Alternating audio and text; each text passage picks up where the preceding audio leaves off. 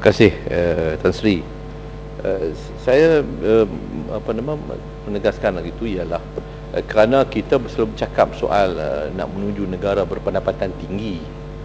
Jadi kalau dan saya katakan bahawa tidak mustahil untuk nak mencapai negara berpendapatan tinggi itu boleh dicapai.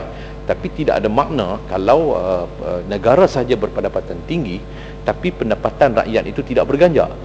Kalau kita mendapat per kapita umpamanya sampai 48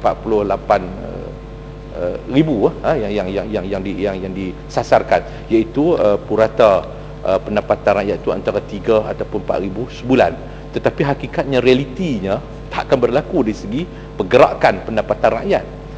Dan saya lihat bahawa dalam konteks ini sudah tentu di peringkat sektor perkhidmatan awam itu harus dilihat kembali. Dari segi increment kenaikan gaji itu maknanya skim gaji secara keseluruhan lah. Kalau increment yang ada pada hari ini saya tak nampak dalam tempoh 10 tahun kita boleh bergerak seiring dengan negara yang berpendapatan tinggi. Jadi sebab itu bagi saya bahawa paling tidaknya paling segeranya ialah soal kuala. Sebab itu saya katakan bahawa ini yang perlu disegera. Skim gaji itu mungkin memerlukan kepada satu penelitian, tapi kuala ini memerlukan disegerakan untuk dinaikkan setiap peringkat itu 100 untuk meringankan beban mereka. Yang kedua, Yang Berhormat, saya juga menerima rungutan daripada kaki tangan awam, daripada pelbagai sektor, daripada Labuan, Sabah dan Sarawak yang nak bertukar balik ke Semenanjung. Mereka sudah tidak lagi mendapat claim untuk kargo. Walaupun mengikut kaedah yang dikatakan bahawa jika mereka sudah berkhidmat melebihi 4 tahun, mereka boleh claim. Tetapi apa yang berlaku hingga sekarang mereka tak dapat. Ada yang diminta untuk membelanjakan wang sendiri dahulu, tetapi sehingga 6 bulan sampai sekarang yang dah balik duduk di sini ni tak dapat apa-apa bayaran. Jadi saya kira bahawa ini satu benda yang sangat membebankan kaki tangan sektor awam. Soalan kedua tu khusus, saya ingat dalam saya duk jawab ni dia akan datang. Surat-surat tu mari saya akan jawab. Yang nak meningkatkan pendapatan yang mat, KOLA ni berbentuk sementara saja. Cost of allowance kita mesti lihat kepada pelarasan gaji itu lebih penting kerana dia lebih berbentuk permanent.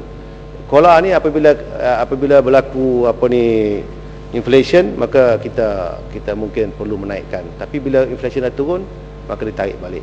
Jadi saya faham apa yang Mak sebut tu. Saya rasa apa yang lebih penting ialah untuk kita menekankan tentang gaji. Tapi dalam masa yang sama juga yang umat kita nak kena ingat, ramai lagi yang tidak mempunyai pekerjaan, yang kita kena ambil kira juga untuk mengambil mereka. Macam disebut tadi 63,000 kita ambil sementara. Jadi kalau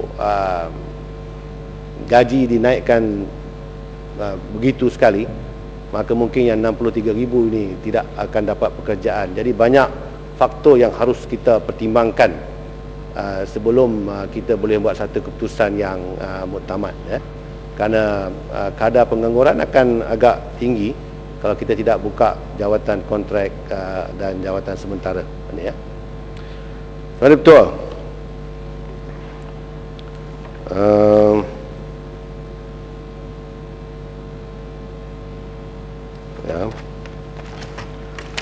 Yang Berhormat Putatan menyarankan agar allowance wilayah bagi penjawat awam dari Sabah dan Sarawak disemak semula kerana terdapat banyak rungutan mengenainya. Untuk makluman Yang Berhormat, allowance wilayah atau bayaran insentif wilayah BIW dibayar kepada seseorang penjawat awam apabila diarahkan bertukar wilayah. Asas bayaran ialah sebagai satu galakan serta untuk menampung kos sehari hidup yang berbeza antara wilayah. Bayaran insentif wilayah dibayar berdasarkan peratusan daripada lingkungan gaji yang diterima oleh pegawai. Ini bermakna setiap kali kerajaan memberi kenaikan gaji, maka kadar BIW juga akan meningkat. Oleh demikian, kadar BIW adalah sentiasa dinaikkan selaras dengan pelarasan gaji. Yang Berhormat Lipis terusnya ingin tahu jumlah anggota perkhidmatan awam yang memperoleh pendapatan di bawah RM1 Malaysia 1,000 sebulan. pendapatan, ya. Untuk makluman Yang Berhormat, tidak ada penjawat awam yang menerima pendapatan di bawah ringgit Malaysia 1,000 sebulan. Pendapatan yang paling minimum dalam sektor awam merangkumi imbuhan tetap khidmat awam, imbuhan tetap perumahan dan bantuan sara hidup adalah sebanyak ringgit Malaysia 1,024 ringgit dan 15 sen sebulan, iaitu bagi jawatan pengawas pemeliharaan hutan grade N1. Tuan Ketua, Yang Berhormat Sungai Petani, Yang Berhormat Nimbung Tebal dan Yang Berhormat Gopeng telah membangkitkan tentang saiz perkhidmatan awam, penggunaan teknologi maklumat serta pembayaran gaji oleh GLC. Untuk makluman ahli-ahli Yang Berhormat, sebahagian besar perkhidmatan awam menyediakan dengan izin essential service dalam bidang pendidikan, kesihatan dan keselamatan kepada rakyat. Perkhidmatan ini meningkat dengan bertambahnya penduduk bagi memastikan penyampaian perkhidmatan yang berkesan. Penetapan saiz perkhidmatan awam adalah berbeza antara sesebuah negara. Di negara ini, perkara 132 Perlembagaan Persekutuan menetapkan anggota pegawai didapati kurang berprestasi, tidak bertanggungjawab dan kurang berusaha serta mempamerkan sikap dan sifat yang boleh diistilahkan sebagai Perkara 132 Perlembagaan Persekutuan menetapkan anggota perkhidmatan awam terdiri daripada 7 kumpulan perkhidmatan, iaitu anggota tentera, perkhidmatan kehakiman dan undang-undang, perkhidmatan awam persekutuan, pasukan polis, perkhidmatan awam bersama, perkhidmatan awam tiap-tiap negeri dan perkhidmatan pelajaran. Penggunaan teknologi maklumat dalam perkhidmatan yang diberi adalah dari aspek memudahkan penyelarasan sistem penyimpanan data dan rekod seperti pelaksanaan e-government dan sebagainya. Berhubung gaji penjawat awam pula, ia terkandung dalam pembelanjaan mengurus kerajaan persekutuan di bawah objek emolumen, dan setiap tahun peruntukan ini diberikan dalam belanjawan negara, sehingga kini kerajaan tidak bercadang untuk meminda kaedah pembayaran tersebut. Yang Berhormat Bagan mendakwa terdapat segelintir kaki tangan awam yang bersikap dengan izin Little Napoleon dan minta diambil tindakan terhadap mereka. Untuk makluman Yang Berhormat, sekiranya pegawai didapati kurang berprestasi, tidak bertanggungjawab dan kurang berusaha serta mempamerkan sikap dan sifat yang boleh diistilahkan sebagai dengan izin Little Napoleon, kerajaan akan mengambil tindakan sewajarnya ke atas pegawai berkenaan, sama ada tindakan berbentuk preventif maupun tindakan bersifat punitif di bawah peraturan-peraturan pegawai awam dalam kurungan kelakuan dan tata tertib 1993. Penjelasan. Oleh kerana Perdana Menteri sekarang dan dahulu pernah kata bahawa masalah yang dibangkit oleh kerana ada wujud Little Napoleon dalam perkhidmatan awam, bolehkah Yang Berhormat Menteri memberitahu Dewan ini berapa orang Little Napoleon ada menghadapi tindakan ada diambil terhadap mereka, atau sampai sekarang ada cakap ada Little Napoleon tetapi tidak ada tindakan diambil terhadap mereka?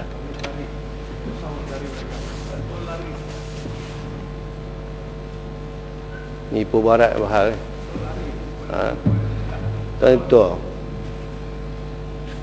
Little Napoleon per se, ya, kalau dia mengambil tindakan menampakkan diktatorial dalam kerja dia, tapi kalau dia tidak melanggar apa-apa peraturan, maka kita tidak boleh mengambil tindakan berdasarkan itu. Melainkan dalam menjalankan tugas dia telah pun melanggari mana-mana peraturan. Jadi sebab itu saya rasa untuk memberi Yang Berhormat satu jawapan berapakah Little Napoleon, ramai Little Napoleon yang telah diambil tindakan, agak sukar.